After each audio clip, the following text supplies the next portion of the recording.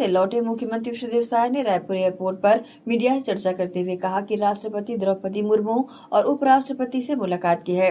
जनजाति गौरव दिवस में शामिल होने के लिए आमंत्रित किया गया है। सीएम ने कहा कि बिहार चुनाव की घोषणा हुई है, कहां किसको जाना है, हाईकमान का आदेश आएगा, फिर बिहार दौरा शुरू हो जाएगा। दिल्ली दौरे को लेकर सीएम ने कहा कि उपराष्ट्रपति से मुलाकात कर रजत जयंती वर्ष में शामिल होने के लिए उन्हें आमंत्रित किया है। रक्षा मंत्री राजनाथ सिंह से भी हमारी मुलाकात हुई है। बिलासपुर में एयरपोर्ट के विकास के लिए रक्षा मंत्रालय की जमीन को लेकर चर्चा की गई।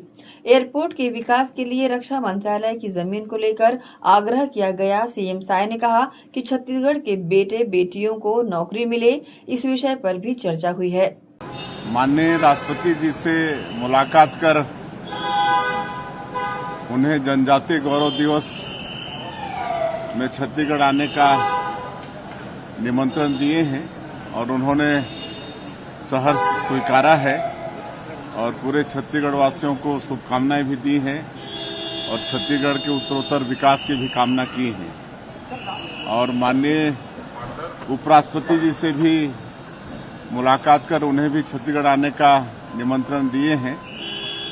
रजत जयंती समारोह के समापन के लिए और उन्होंने भी सहर्ष निमंत्रण स्वीकारा है और मुझे पूरा विश्वास है कि समापन में उनका आगमन शुभागमन छत्तीसगढ़ होगा। और आदरणीय हमारे देश के रक्षा मंत्री श्री राजनाथ सिंह जी से भी मुलाकात हुई है और बिलासपुर में एयरपोर्ट के विकास के लिए जो रक्षा मंत्रालय की जमीन है उसको उपलब्ध कराने का उनसे आग्रह किए हैं। और छत्तीसगढ़ के अंदर में सेना भर्ती की रैलियां हों ताकि हमारे यहाँ के बेटा बेटियों को सेना में भर्ती का अवसर मिले।